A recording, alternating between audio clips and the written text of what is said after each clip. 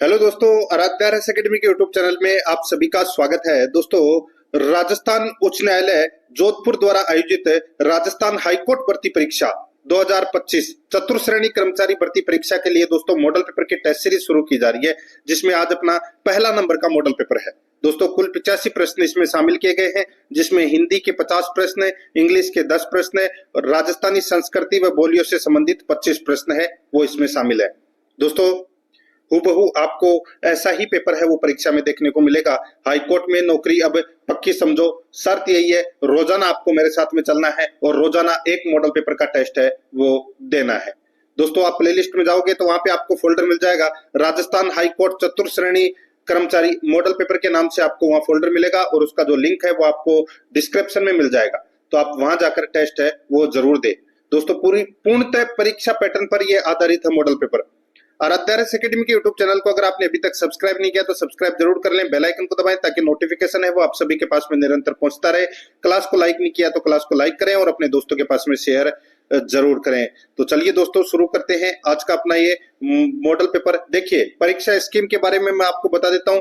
85 अंक का ये पेपर है वो होगा। 85 प्रश्न इसमें शामिल किए गए हैं और ये दोस्तों OMR आधारित ये पेपर होगा और साक्षात्कार के दोस्तों 15 अंक है वो होंगे। ठीक है, इंटरव्यू के बेस पे होंगे, 15 अंक मिलेंगे आपको। और दोस्तों 85 अंक तो ये हो गए और 15 अंक ये, तो कितने हो गए? 100 अंक, यानी कि टोटल 100 अंक की ये परीक्षा है वो होगी और उसी के आधार पर दोस्तों मेरिट है वो बनेगी। तो चलिए शुरू करते हैं। सबसे पहले अपन हिंदी व्याकरण से संबंधित भाग 1 में 50 प्रश्न है वो पढ़ेंगे, बिल्कुल सिलेबस के अकॉर्डिंग दोस्तों अपन यहाँ पे चल रहे हैं। देखिए, पहला प्रश्न है, निम्नलिखित में से अंतस्थ व्यंजन है, निम्नलिखित में से अंतस्थ व्यंजन है वो दोस्तों कौन से हैं? आप सभी को पता होगा दोस्तों, अंतस्थ व्यंजन है वो कौन कौन से होते हैं। तो य, र, ल और व। ठीक है, य, र, ल और व, ये 4 है वर्ण है, ये दोस्तों अंतस्थ व्यंजन है। तो यहाँ पर इसमें राइट आंसर हो जाएगा, ये और वह दे रखा है ना, तो ये अपना सही उत्तर हो जाएगा। ए नंबर का जो ऑप्शन है वो इसका बिल्कुल सही। नेक्स्ट आगे देखिए, सेकंड नंबर का प्रश्न है, निम्नलिखित में से देशज शब्द नहीं है, बताइए देशज शब्द इनमें से कौन सा नहीं है। यहाँ पर आप देख सकते हैं घेवर, चिमटा और चाट। घेवर, चिमटा और चाट, ये तीनों देशज शब्द हैं। यहाँ पर जो अक्ल शब्द है ये क्या है? तो ये अरबी भाषा का शब्द है। किसका? अरबी भाषा का शब्द है। तो यहाँ पर इसमें बी नंबर का जो ऑप्शन है वो इसका सही उत्तर हो जाएगा। 3 नंबर का प्रश्न इसमें देखिए, वह कलयुग का राम है, वाक्य में रेखांकित पद में संज्ञा है। वह कलयुग का राम है, वाक्य में रेखांकित पद में संज्ञा है। तो यहाँ पर देखिए, रेखांकित पद कौन सा है? राम। और राम में कौन सी संज्ञा है? तो दोस्तों राम है वो क्या है?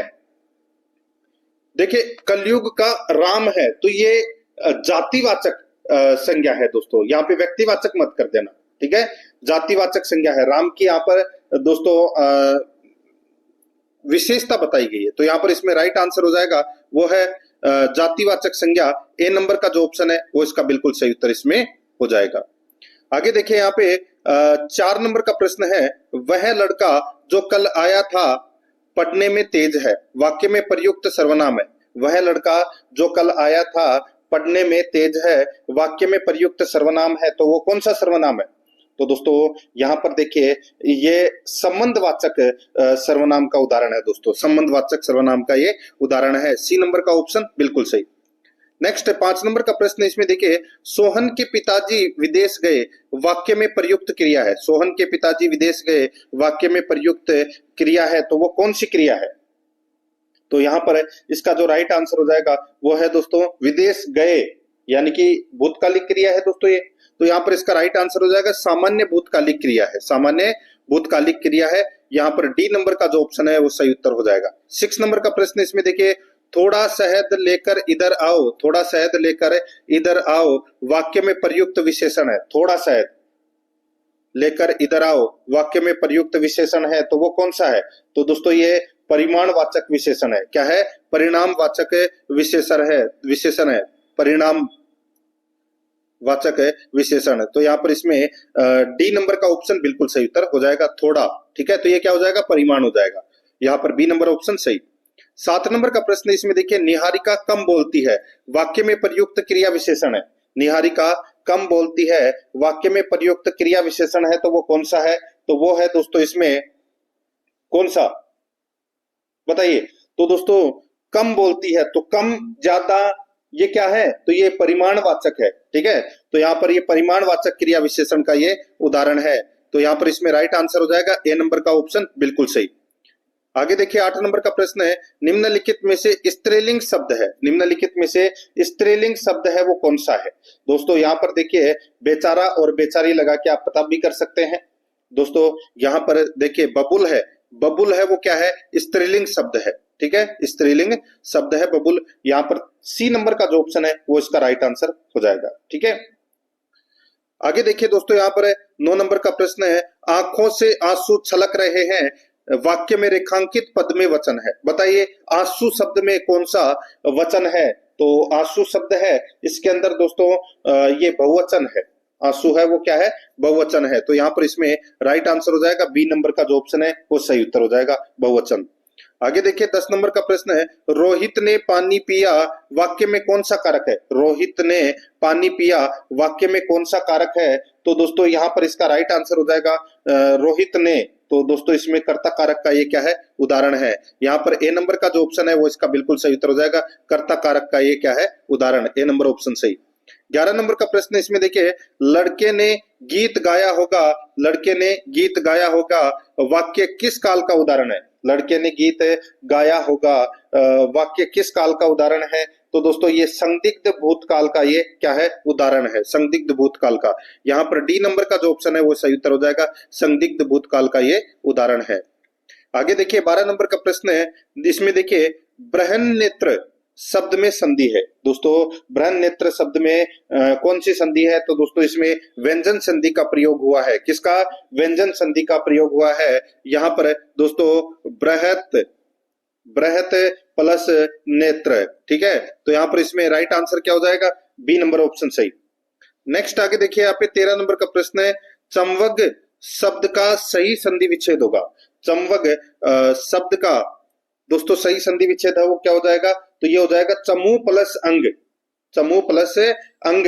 इसमें दोस्तों यण संधि का प्रयोग हुआ है, और यण संधि का नियम क्या है? यर लव के आगे अगर आधा कटा हुआ अक्षर आ जाए तो दोस्तों उसमें यण संधि होती है। तो यहाँ पर देखिए व के आगे आधा कटा हुआ अक्षर है, तो यहाँ पर इसमें चमू प्लस अंग हो जाएगा।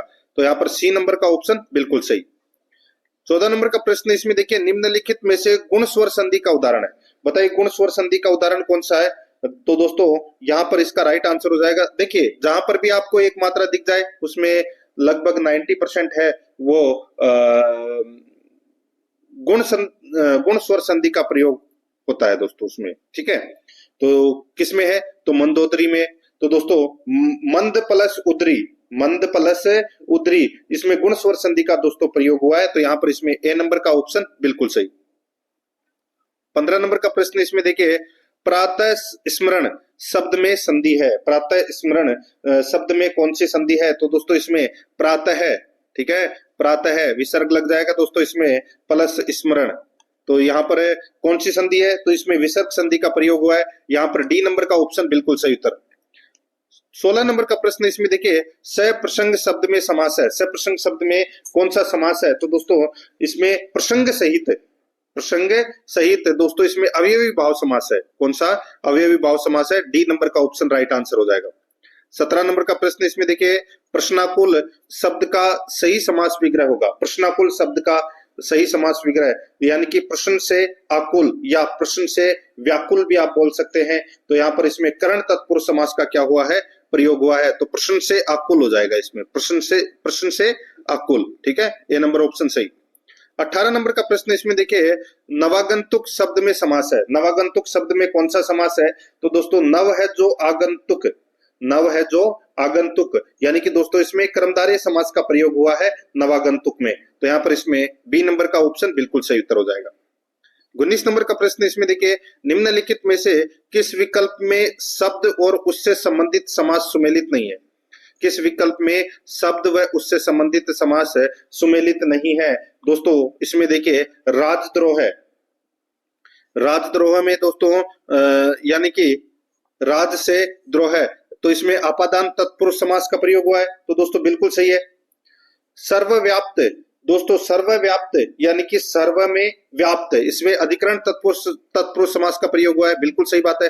रंगमंच, रंगमंच संबंध तत्पुरुष समास, ये गलत हो जाएगा दोस्तों। रंगमंच का क्या हो जाएगा, रंग के लिए मंच, इसमें संप्रदान तत्पुरुष समास का प्रयोग हुआ है, ना कि संबंध तत्पुरुष समास का, तो ये गलत हो जाएगा। जलधर में कर्म तत्पुरुष समास, दोस्तों जल को धारण करने वाला, तो इसमें कर्म तत्पुरुष समास का प्रयोग हुआ है, तो यहाँ पर इसमें ये भी सही है। तो यहाँ पर सी नंबर का ऑप्शन राइट आंसर हो जाएगा, ये सही सुमेलित नहीं है।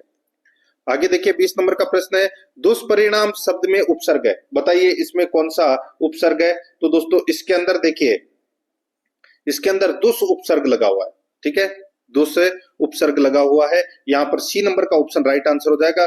दुष् दुष् प्लस परि प्लस नाम, ठीक है, ये हो जाएगा इसका अगर विग्रह करेंगे तो यहाँ पर इसमें देखिए दो उपसर्ग लगे हुए हैं, एक तो दुष् और एक परि, ठीक है, तो यहाँ पर इसमें राइट आंसर हो जाएगा सी नंबर का जो ऑप्शन है वो इसका बिल्कुल सही। नाम इसमें क्या है, मूल शब्द है। नेक्स्ट आगे देखिए यहाँ पे 21 नंबर का प्रश्न है, निम्नलिखित में से हिंदी उपसर्ग से बना शब्द नहीं है, हिंदी उपसर्ग से बना शब्द नहीं है, तो वो कौन सा नहीं है। तो दोस्तों खुशहाल क्या हो जाएगा, खुशहाल, खुश प्लस हाल, तो दोस्तों ये खुश है, ये विदेशी उपसर्ग है, क्या है, विदेशी उपसर्ग है ये, तो यहाँ पर इसमें राइट आंसर ए नंबर का ऑप्शन हो जाएगा। बाकी दोस्तों नी प्लस डर, निकम्मा में नी प्लस कम्मा और ओसर में ओ प्लस सर, ठीक है, ये तीनों दोस्तों हिंदी उपसर्ग है, तो यहाँ पर इसमें ए नंबर का ऑप्शन बिल्कुल सही। 22 नंबर का प्रश्न इसमें देखिए, लखनवी शब्द में प्रत्यय का प्रकार है, लखनवी शब्द में प्रत्यय का प्रयोग प्रत्यय है, यानी कि प्रत्यय का प्रकार है, तो कौन सा प्रत्यय है लखनवी में। तो दोस्तों लखनऊ प्लस ई, लखनऊ प्लस ई, तो दोस्तों इसमें संबंधवाचक तद्धित प्रत्यय है, ये संबंधवाचक तद्धित प्रत्यय का ये उदाहरण है, तो यहाँ पर इसमें डी नंबर का जो ऑप्शन है वो इसका बिल्कुल सही। नेक्स्ट आगे देखिए दोस्तों, यहाँ पर 23 नंबर का प्रश्न है, मरियल शब्द में मूल शब्द व प्रत्यय है, मरियल शब्द में मूल शब्द व प्रत्यय है, तो दोस्तों इसका राइट आंसर क्या हो जाएगा, बताइए। मरियल शब्द में मूल शब्द और प्रत्यय है, तो दोस्तों इसमें मरियल में मरी प्लस ईल, मरी है वो यानी कि मरना, मरना है वो दोस्तों क्या है, क्रिया है, और ईल, ईल इसमें दोस्तों क्या है, प्रत्यय है, तो यहाँ पर इसमें राइट आंसर हो जाएगा डी नंबर का ऑप्शन बिल्कुल सही, मरियल, ठीक है, मरी इसमें मूल शब्द है और ईल इसमें क्या है, प्रत्यय है, तो यहाँ पर डी नंबर ऑप्शन सही। आगे देखिए 24 नंबर का प्रश्न है, कुहुकिनी शब्द किसका पर्यायवाची है, कुहुकिनी शब्द किसका पर्यायवाची है। तो दोस्तों ये कुहुकिनी, तो दोस्तों ये कोयल का पर्यायवाची है दोस्तों ये, तो यहाँ पर सी नंबर ऑप्शन बिल्कुल सही। 25 नंबर का प्रश्न है, निम्नलिखित में से किस विकल्प में सभी शब्द परस्पर पर्यायवाची नहीं है, बताइए किस विकल्प में सभी शब्द परस्पर पर्यायवाची नहीं है। यहाँ पर आप देख सकते हैं दोस्तों, तड़ाग, खड़ग, करवाल, ठीक है, जो ये तड़ाग है ये दोस्तों तालाब का पर्यायवाची है, ठीक है, और जो ये खड़ग है ये दोस्तों तलवार का पर्याय, खड़ग और करवाल ये तलवार के पर्यायवाची हैं, और ये तड़ाग है ये दोस्तों तालाब का पर्यायवाची है, तो ये पर्यायवाची है वो दोस्तों परस्पर पर्यायवाची नहीं है, ठीक है, अलग अलग है, तलवार का हो गया और तालाब का हो गया, तो यहाँ पर इसमें बी नंबर का ऑप्शन राइट आंसर हो जाएगा, बाकी सारे इसमें सही है। नेक्स्ट आगे देखिए, यहाँ पर 26 नंबर का प्रश्न है, उद्विग्न शब्द का उचित विलोम होगा, उद्विग्न शब्द का उचित विलोम क्या होगा। तो दोस्तों ये हो जाएगा, इसमें इसका विलोम हो जाएगा दोस्तों निरुद्विन, क्या हो जाएगा, निरुद्विग्न, तो दोस्तों यहाँ पर इसमें सी नंबर का जो ऑप्शन है वो इसका सही उत्तर हो जाएगा इसमें। 27 नंबर का प्रश्न इसमें देखिए, निम्नलिखित में से किस विकल्प में विलोम शब्द युग्म अशुद्ध है, निम्नलिखित में से किस विकल्प में विलोम शब्द युग्म अशुद्ध है। तो दोस्तों अशुद्ध किस में है वो अपने को बताना है। दोस्तों यहाँ पर देखिए, भीरू का बहादुर, भीरू का दोस्तों बहादुर, ये गलत हो जाएगा इसमें पहला ही। दोस्तों भीरू का क्या होता है विलोम, तो दोस्तों सूर होता है, क्या होता है, सूर। सुलभ का दुर्लभ, सुबोध का दुर्बोध और सृजन का संहार होता है, यहाँ पर ए नंबर का ऑप्शन बिल्कुल सही। आगे देखिए 28 नंबर का प्रश्न है, नीचे दिए गए अनेकार्थक शब्दों में से कौन सा अनुपयुक्त है, नीचे दिए गए अनेकार्थक शब्दों में से कौन सा अनुपयुक्त है? दोस्तों आप यहाँ पर देख सकते हैं, इसमें देखिए उमा, उमा के पर्यायवाची दोस्तों यहाँ पर यानी कि अनेकार्थक शब्द पर्यायवाची बोल सकते हैं आप, ठीक है। तो उमा का पर्यायवाची दोस्तों यहाँ पर दुर्गा, पार्वती, शारदा, दुर्गा ये दे रखा है, तो ये गलत हो जाएगा। शारदा तो दोस्तों किसका है? शारदा है ये दोस्तों सरस्वती का पर्यायवाची है। बाकी दोस्तों यहाँ पे दुर्गा, पार्वती ये किसके हैं? तो ये सीधा सा हो जाएगा, ये उमा के पर्यायवाची हैं। तो यहाँ पर इसमें ये अनुपयुक्त है, तो यहाँ पर सी नंबर का ऑप्शन राइट आंसर हो जाएगा। 29 नंबर का प्रश्न इसमें देखिए, चार शब्द का अर्थ एक संख्या है, तो चारों शब्द का अर्थ होगा, बताइए। देखिए चार है वो एक क्या है? संख्या है। और चारों का मतलब क्या होता है? चारों का मतलब होता है सुंदर। तो यहाँ पर बी नंबर का ऑप्शन राइट आंसर हो जाएगा, सुंदर। नेक्स्ट आगे देखिए 30 नंबर का प्रश्न है, जीवन को आघात पहुंचाने वाला वाक्यांश के लिए उचित शब्द होगा। जीवन को आघात पहुंचाने वाला वाक्यांश के लिए उचित शब्द होगा, तो वो होगा दोस्तों सांघातिक। क्या हो जाएगा? सांघातिक। यहाँ पर बी नंबर का जो ऑप्शन है वो इसका बिल्कुल सही उत्तर हो जाएगा, सांघातिक। नेक्स्ट आगे देखिए 31 नंबर का प्रश्न है, पर्द शब्द के लिए उचित वाक्यांश है। पर्द शब्द के लिए उचित वाक्यांश है, तो क्या हो जाएगा बताइए। पर्द, पर्द किसको बोलते हैं? तो दोस्तों शिव की जटाओं को बोलते हैं। शिव की जटाएं होती हैं उनको बोलते हैं। तो यहाँ पर इसमें राइट आंसर होगा, क्या हो जाएगा? सी नंबर का ऑप्शन बिल्कुल सही, शिव की जटाएं। 32 नंबर का प्रश्न इसमें देखिए, सीमा चावल मत खाना किस प्रकार का वाक्य है? तो दोस्तों ये मत खाना, तो ये निषेधार्थक वाक्य है दोस्तों, ये निषेधार्थक वाक्य। यहाँ पर इसमें ए नंबर का ऑप्शन बिल्कुल सही। 33 नंबर का प्रश्न है, अपना अपना गृह कार्य करो किस प्रकार का वाक्य है? अपना अपना गृह कार्य करो, तो दोस्तों ये क्या है? तो ये आज्ञार्थक वाक्य है, आज्ञा दी गई है। तो यहाँ पर इसमें राइट आंसर हो जाएगा डी नंबर ऑप्शन बिल्कुल सही। 34 नंबर का प्रश्न इसमें देखिए, निम्नलिखित में से शुद्ध शब्द का चयन कीजिए। दोस्तों शुद्ध शब्द का अपने को क्या करना है? चयन करना है। यहाँ पर आप देख सकते हैं दोस्तों मूर्छा, मूर्छा शब्द दे रखा है ना, ये दोस्तों शुद्ध शब्द है। यहाँ पर इसमें ए नंबर का जो ऑप्शन है वो इसका बिल्कुल सही उत्तर हो जाएगा, बाकी इसमें सारे गलत दे रखे हैं। 35 नंबर का प्रश्न है, निम्नलिखित में से किस विकल्प में सभी शब्द अशुद्ध है? बताइए अशुद्ध शब्द दोस्तों कौन से विकल्प में है? यहाँ पर आप देख सकते हैं दोस्तों धनाढ्य और जुकाम, ये दोस्तों बिल्कुल सही है। यहाँ पर देखिए गरिष्ठ और करते करते, ये गलत हो जाएगा दोस्तों, कृत करते होता है, कृत करते, ठीक है। यहाँ पे गरिष्ठ है, ट की जगह दोस्तों ठ आएगा, ठीक है। और ये करते करते दे रखा है ना, तो ये आएगा दोस्तों यहाँ पर कृत, कृत कृत्य, ये होगा इसमें शब्द। तो यहाँ पर इसमें बी नंबर का ऑप्शन बिल्कुल सही उत्तर हो जाएगा, ये अशुद्ध शब्द है। आगे देखिए 36 नंबर का प्रश्न है, निम्नलिखित में से शुद्ध वाक्य का चयन कीजिए। दोस्तों इसमें अपने को शुद्ध वाक्य का चयन करना है कि कौन सा इसमें शुद्ध वाक्य है। तो यहाँ पर आप देख सकते हैं, मैं इस सवाल के हल की तलाश में हूं, ठीक है, मैं इस सवाल के हल की तलाश में हूं, ये दोस्तों इसमें वाक्य शुद्ध है। बाकी दोस्तों इसमें मैंने सुई, कंघी, दर्पण और पुस्तकें मोल लिए, तो दोस्तों मैंने सुई, कंघी, दर्पण और पुस्तकें मोल ली, लिए नहीं है, ली आएगा इसमें। प्रधानाध्यापक लड़के चुनेंगे, प्रधानाध्यापक दोस्तों लड़कों का चुनाव करेंगे, ये भी गलत हो जाएगा दोस्तों। यहाँ पर इसका शुद्ध वाक्य होगा, थोड़ी देर बाद वे वापस लौट आए, तो दोस्तों ये भी गलत हो जाएगा, थोड़ी देर बाद वे लौट आए, ये इसका शुद्ध होगा। तो यहाँ पर इसमें एक ही शुद्ध है, सी नंबर का ऑप्शन सही।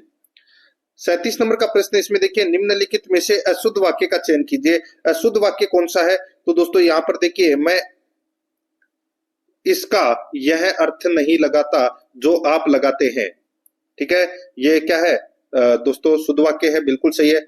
अभंग एक मराठी छंद है, तो दोस्तों ये भी बिल्कुल शुद्ध वाक्य है।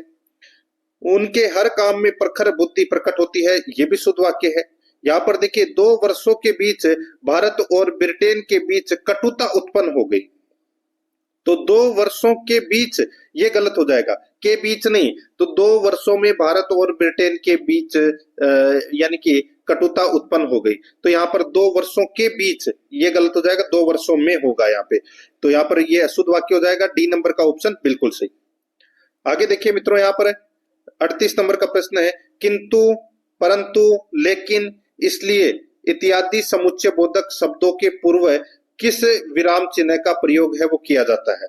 तो बताइए कौन से विराम चिन्ह का प्रयोग किया जाता है। तो इसमें अल्प विराम ये लगा हुआ है ना, किंतु के आगे और परंतु के आगे, लेकिन के आगे, तो ये अल्प विराम है। तो यहाँ पर इसमें राइट आंसर हो जाएगा सी नंबर का ऑप्शन, बिल्कुल सही, अल्प विराम चिन्ह है।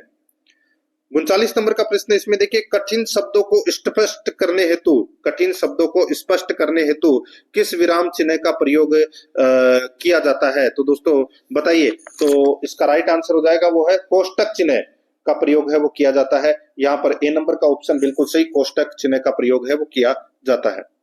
40 नंबर का प्रश्न इसमें देखिए, अक्कल के पीछे लठ लेकर फिरना मुहावरे का उचित अर्थ है। अक्कल के पीछे लठ लेकर फिरना मुहावरे का उचित अर्थ है, तो वो क्या हो जाएगा। तो दोस्तों ये है मूर्खता प्रदर्शित करना, मूर्खता प्रदर्शित करना, सी नंबर का ऑप्शन सही उत्तर हो जाएगा इसमें।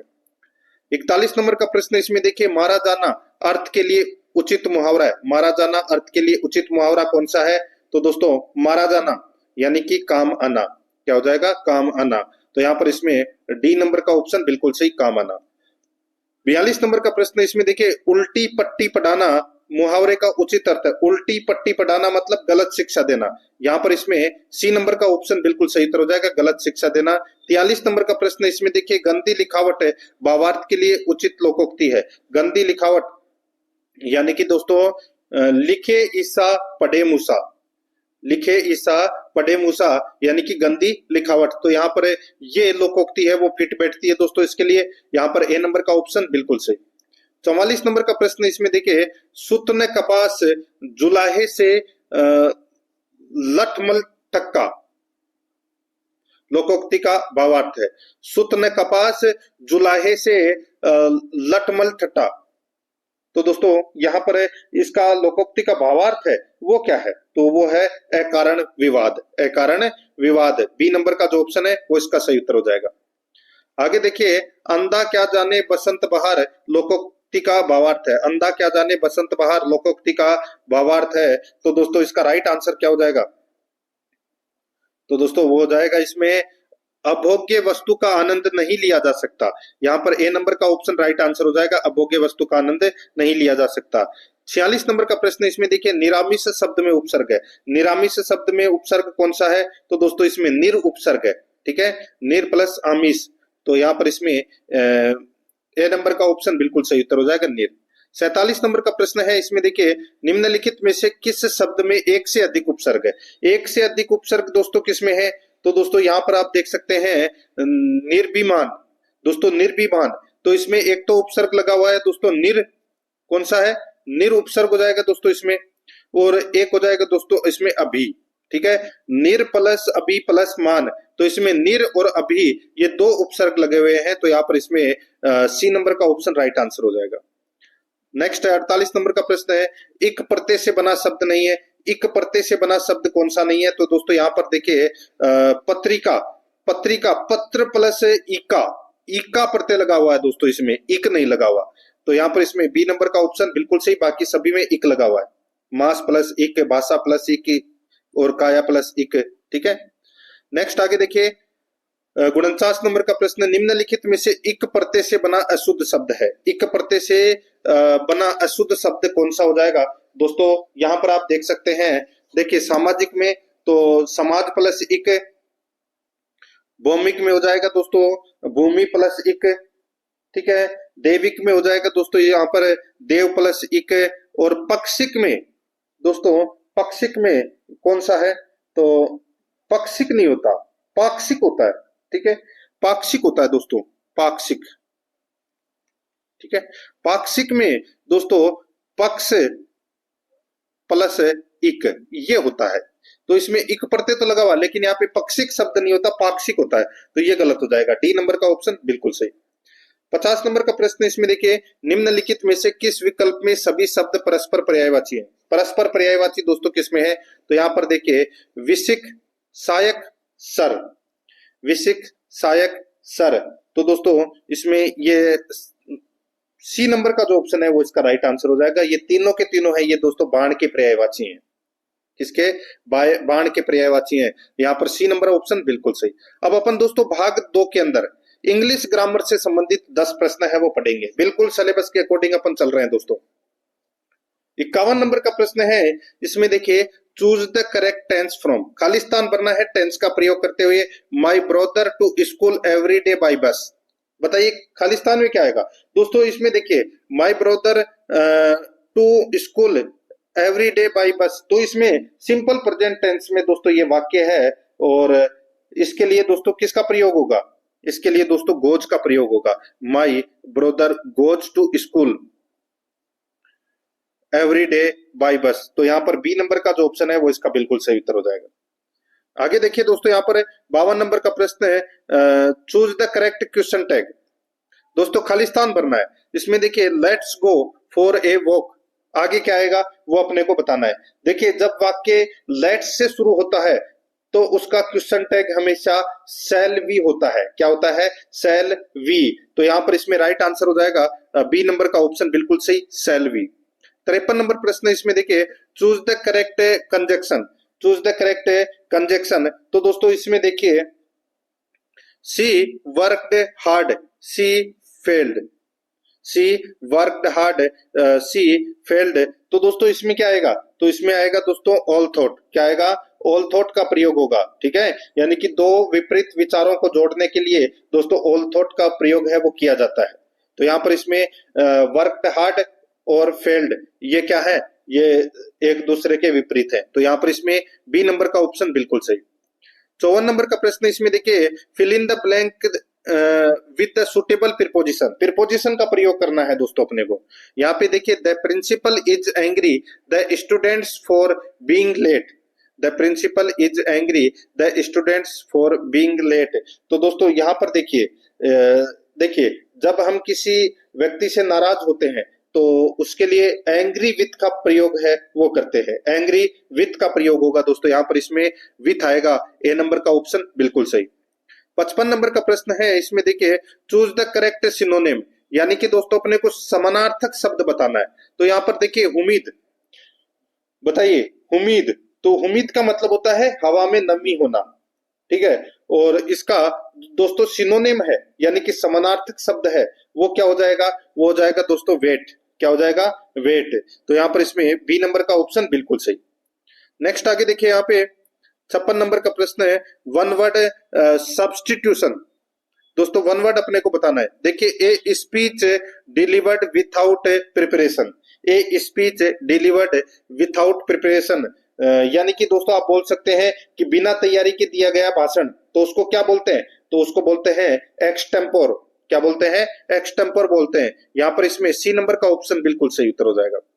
57 नंबर का प्रश्न, इसमें देखिए choose the correct passive voice, choose the correct passive voice है, तो इसमें देखिए दोस्तों who will clean the classroom, who will clean the classroom, तो दोस्तों यहाँ पर इसका राइट आंसर क्या हो जाएगा, बताइए, पेसिव वॉइस बनाना है तो दोस्तों हु का क्या हो जाएगा, बाई हुम हो जाएगा, तो by whom will the classroom be cleaned, तो दोस्तों यहाँ पर इसमें राइट आंसर क्या हो जाएगा, सी नंबर का जो ऑप्शन है वो इसका बिल्कुल सही उत्तर इसमें हो जाएगा।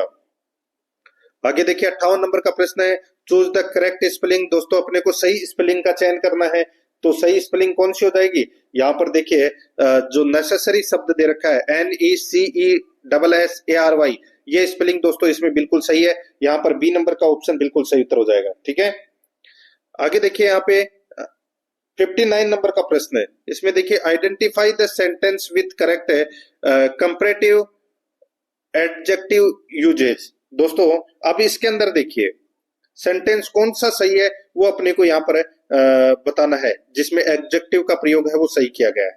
तो इसमें दोस्तों देखिए this road is narrower than the other, तो दोस्तों यहाँ पर इसमें सी नंबर का जो ऑप्शन है वो इसका बिल्कुल सही उत्तर हो जाएगा। नरो का सही कंपैरेटिव फॉर्म है दोस्तों नरोवर, तो दोस्तों यहाँ पर इसमें सी नंबर का ऑप्शन बिल्कुल सही।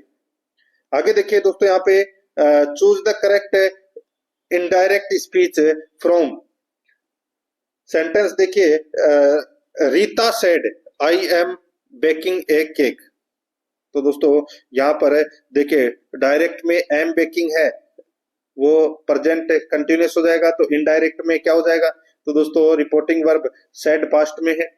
तो यहाँ पर एम बेकिंग की जगह वाज बेकिंग हो जाएगा।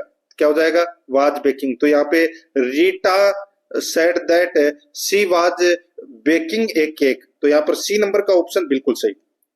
अब दोस्तों अपन भाग 3 में राजस्थानी संस्कृति एवं बोलियों से संबंधित 25 प्रश्न है, वो बिल्कुल सिलेबस के अकॉर्डिंग है, वो अपन इसमें पढ़ रहे हैं। दोस्तों यहाँ पर आप देख सकते हैं 61 नंबर का प्रश्न है। देखिए टेस्ट आपको पूरा देना है, तभी आपको दोस्तों पता चलेगा कि पेपर का लेवल है वो कैसा रहेगा।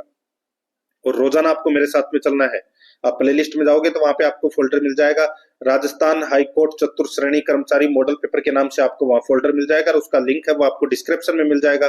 तो आप वहां जाकर टेस्ट है वो रोजाना जरूर दें। और आराध्या आरएस एकेडमी के यूट्यूब चैनल को सब्सक्राइब नहीं किया तो सब्सक्राइब जरूर कर लें, बेल आइकन को दबाएं ताकि नोटिफिकेशन है वो आप सभी के पास में निरंतर पहुंचता रहे। क्लास को लाइक नहीं किया तो एक बार सभी के सभी मित्र हैं वो क्लास को लाइक जरूर करें।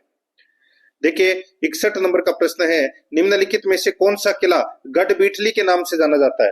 गढ़बीठली के नाम से दोस्तों तारागढ़ अजमेर है वो जाना जाता है, तारागढ़ अजमेर। यहाँ पर सी नंबर का ऑप्शन बिल्कुल सही। इसको दोस्तों राजस्थान का जिब्राल्टर भी कहते हैं, अजय मेरू के नाम से भी जानते हैं, अरावली का अरमान भी कहते हैं, राजपुताने की कुंजी भी कहते हैं, और गढ़बीठली भी कहते हैं। बीठली पहाड़ी पर स्थित होने के कारण दोस्तों इसको गढ़बीठली कहा जाता है। यहाँ पर सी नंबर ऑप्शन सही। 62 नंबर का प्रश्न इसमें देखिए, निम्नलिखित में से किस महल में बीकानेर शासक का राज तिलक होता था? बताइए किस महल में बीकानेर शासकों का राज तिलक होता था? तो ये होता था दोस्तों अनूप महल में। ठीक है, कौन से महल में? अनूप महल में। राइट आंसर हो जाएगा डी नंबर का ऑप्शन बिल्कुल सही। नेक्स्ट आगे देखिए, यहाँ पे 63 नंबर का प्रश्न है, निम्नलिखित में से तनोट माता मंदिर के बारे में सत्य कथन का चयन कीजिए। बताइए निम्नलिखित में से तनोट माता मंदिर के बारे में सत्य कथन का क्या करना है? चयन करना है। दोस्तों यहाँ पर देखिए मंदिर का निर्माण तन्नू जी ने करवाया, बिल्कुल सही बात है। तन्नू जी मतलब भाटी राजपूत नरेश तणुराव, जिसको तन्नू जी के नाम से जानते हैं। ठीक है, बिल्कुल सही है। मंदिर का निर्माण विक्रम संवत 828 में करवाया गया, तो दोस्तों ये भी बिल्कुल सही है।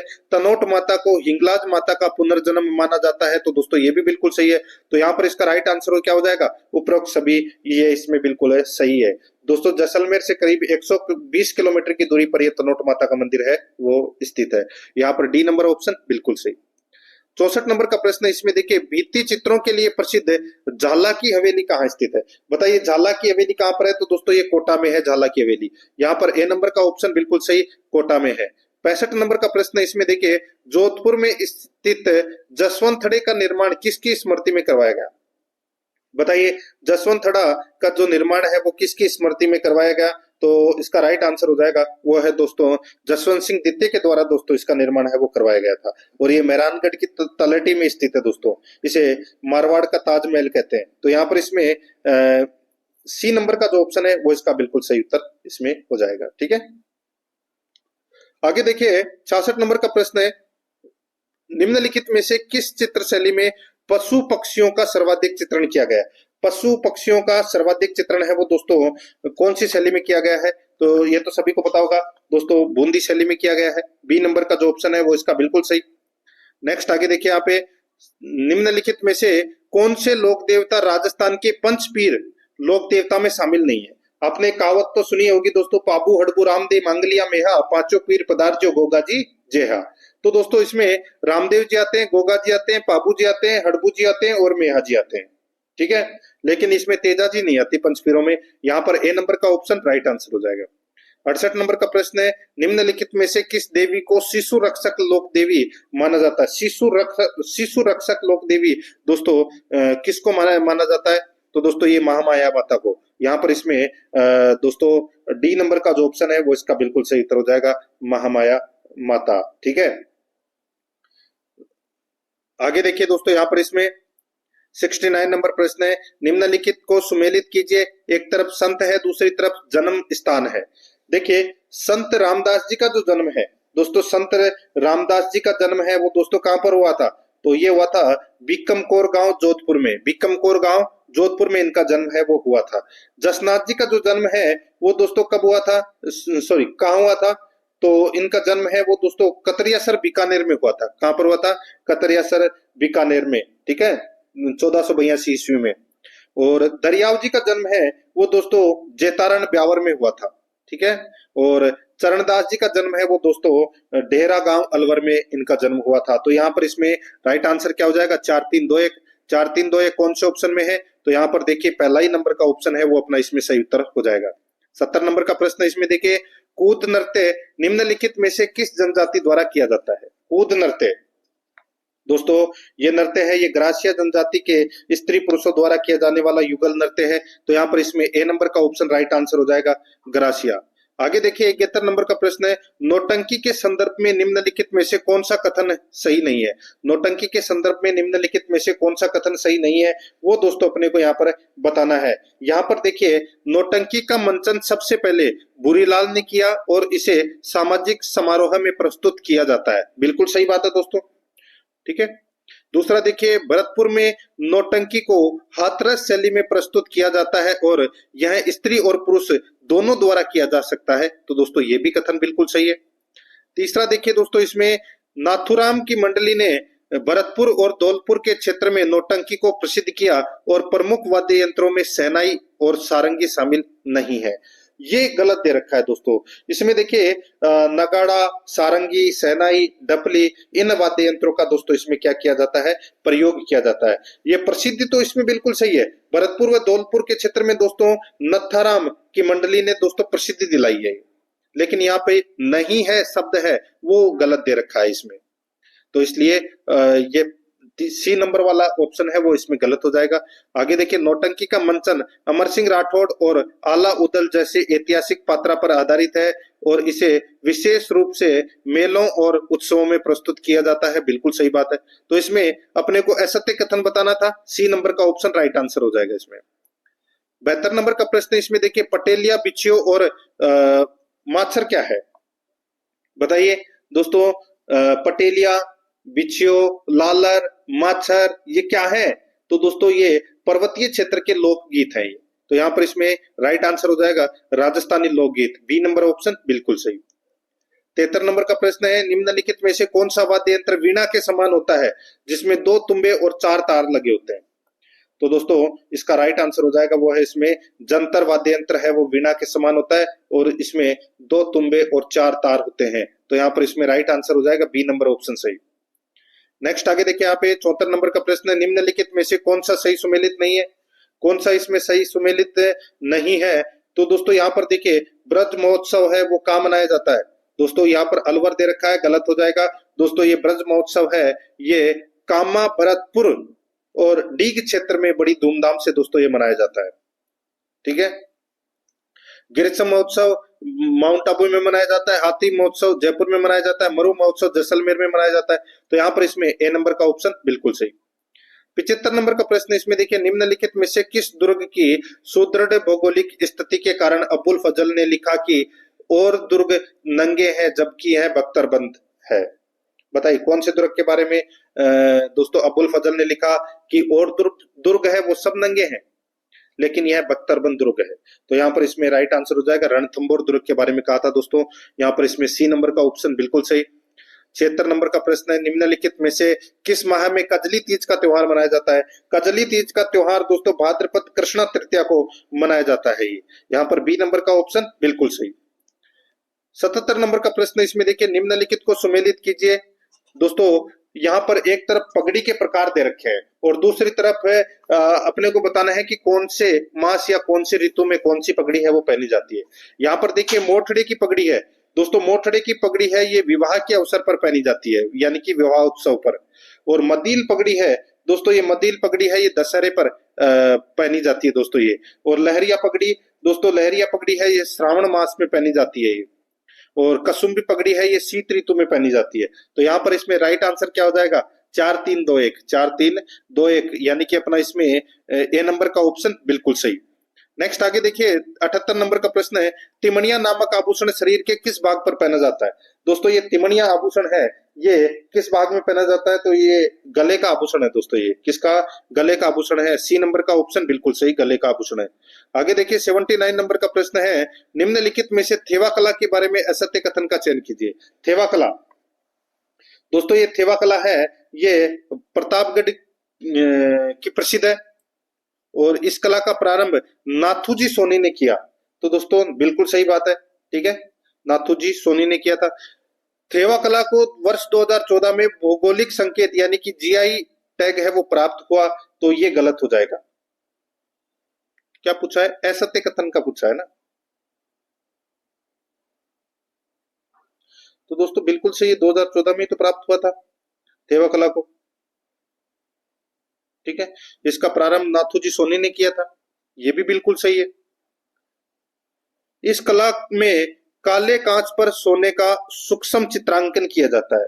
दोस्तों इसमें क्या होता है, इसमें जो ये काले कांच है वो गलत हो जाएगा दोस्तों। इसमें हरे रंगीन बेल्जियम कांच पर, हरे रंगीन बेल्जियम कांच पर दोस्तों सोने का सूक्ष्म और महीन चित्रांकन है, वो थेवा कला कहलाता है। तो यहाँ पर ये काले कांच है वो दोस्तों इसमें गलत हो जाएगा। ठीक है, और महेश सोनी व राम प्रसाद सोनी इस कला के प्रसिद्ध कलाकार हैं, तो दोस्तों बिल्कुल सही बात है। तो यहाँ पर इसमें राइट आंसर क्या हो जाएगा? सी नंबर का जो ऑप्शन है वो इसका बिल्कुल सही उत्तर हो जाएगा दोस्तों। ये इसमें काले कांच है वो गलत दे रखा है, हरे कांच आएगा इसकी जगह। 80 नंबर का प्रश्न है, निम्नलिखित में से कौन सी भाषा अकादमी जयपुर में स्थित नहीं है? बताइए कौन सी भाषा अकादमी जयपुर में स्थित नहीं है? तो दोस्तों इसमें देखिए संस्कृत, राजस्थान संस्कृत अकादमी। ठीक है, राजस्थान संस्कृत अकादमी कहां पर है? जयपुर में है। राजस्थान सिंधी अकादमी, तो दोस्तों ये सिंधी अकादमी ये भी जयपुर में है। राजस्थान उर्दू अकादमी ये भी जयपुर में है। लेकिन राजस्थान पंजाब अकादमी ये दोस्तों गंगानगर में है। कहां पर है? गंगानगर में है। तो यहाँ पर इसमें right answer D number option हो जाएगा। 81 नंबर का प्रश्न है, जनजाति स्थान में सही सुमेलित कीजिए। दोस्तों यहाँ पर देखिए गरासिया जनजाति है वो कहाँ निवास करती है सर्वाधिक? तो दोस्तों ये सर्वाधिक है आबू रोड में की पाई जाती है दोस्तों, ये गरासिया जनजाति सर्वाधिक। और डामोर जनजाति ये दोस्तों डूंगरपुर की सिमलवाड़ा पंचायत समिति में निवास करती है दोस्तों सर्वाधिक, तो ये सिमलवाड़ा हो जाएगा। सहरिया जनजाति ये दोस्तों 12 जिले की शाहबाद और किशनगंज तहसीलों में दोस्तों ये निवास करती है। और सांसी जनजाति है ये भरतपुर में निवास करती है। तो ये इसमें क्या है कि सारे के सारे हैं वो इसमें सही सुमेलित है। तो यहाँ पर इसमें राइट आंसर क्या हो जाएगा? 1 2 3 4, यानी कि ए नंबर का जो ऑप्शन है वो इसका बिल्कुल सही उत्तर इसमें हो जाएगा। आगे देखिए 82 नंबर का प्रश्न है, बागड़ी बोली राजस्थान के किस क्षेत्र में बोली जाती है? बागड़ी बोली कौन से क्षेत्र में बोली जाती है? तो दोस्तों ये डूंगरपुर और बांसवाड़ा क्षेत्र में दोस्तों ये बोली जाती है। तो यहाँ पर इसमें सी नंबर का ऑप्शन बिल्कुल सही।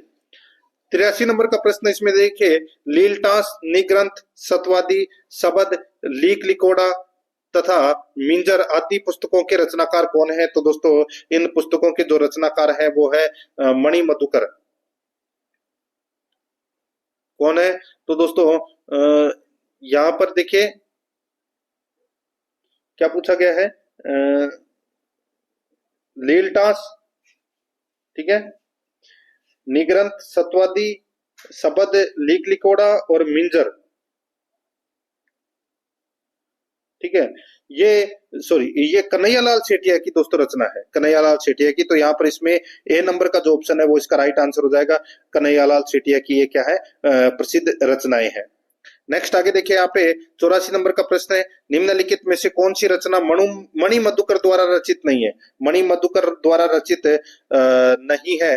तो दोस्तों यहाँ पर आप देख सकते हैं भरत मुनि के बाद नरकवाड़ो, सुधी सपनों के तीर, ये तीनों मणि मधुकर द्वारा रचित है, घरानो नहीं है दोस्तों। ठीक है, तो यहाँ पर इसमें घरानो है, ये अब्दुल वहीद कमल द्वारा रचित राजस्थानी भाषा का उपन्यास है। यहाँ पर डी नंबर का जो ऑप्शन है वो इसका सही। आगे देखिए 85 नंबर प्रश्न है, चित्तौड़गढ़ दुर्ग में स्थित कीर्ति स्तंभ को माना जाता है? तो दोस्तों कीर्ति स्तंभ को माना जाता है, तो दोस्तों ये आदिनाथ का स्मारक है वो माना जाता है। बी नंबर का जो ऑप्शन है वो इसका बिल्कुल सही उत्तर इसमें हो जाएगा।